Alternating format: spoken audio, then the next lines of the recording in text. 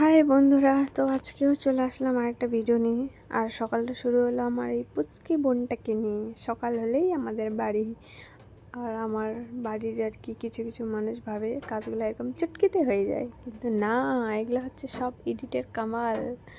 আর আজকে আমি দোকান যাব না, যেহেতু শনিবার করে আমি দোকান বন্ধ রাখি। তো বাড়ির কাজগুলো তো করতেই হবে, এটা তো একদম আমাদের ভগবান কপালে লিখে দিচ্ছে, কাজ না করলে আমাদের কোনো রাস্তা নেই।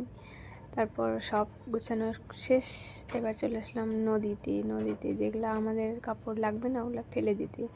তো যেহেতু নদীটা এখন বর্ষার দিন সুন্দর পরিষ্কার হয়ে গেছে, আর নদীর জলটাও সুন্দর। তারপর আসলাম বাড়ি এসে এই পর্দাগুলোকে চেঞ্জ করতেছিলাম, কারণ কি এগুলো আমার পছন্দ না। আর কালকে আমার দোকানের পর্দাগুলো আমি নিয়ে আসি বাড়ি, তো ওগুলাই আর কি লাগাচ্ছিলাম। আর দাদা ভাবছে ওগুলো পর্দা আমি খুলে দোকানে নিয়ে যাব, কিন্তু একদমই না। স্নান টান করার পর তারপর চলে আসলাম পুজো দিতে। পুজো দেওয়ার পর তো খিদে পেয়েছে, কী বলবার, সকাল থেকে শুধু চা খেয়ে এখনও আছি, আর অনেকটা সময় হয়ে গেছে। তার আগে লাগাইনি একটু ক্রিম, কারণ সামনেই পুজো, সুন্দর তো একটু হতেই হবে নাকি। না, একদমই না, সানস্ক্রিন সবাই একদম ইউজ করে।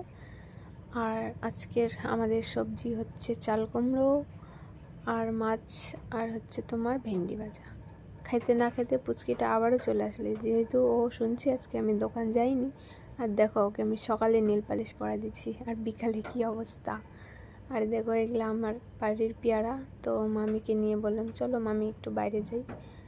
তারপর সবাই মিলে একটু তিনজনই ঘোরাঘুরি করতেছিলাম বাড়ির আশেপাশে। তারপর মামি বললো না, ওকে ঘুম পাড়াতে নিয়ে যাই।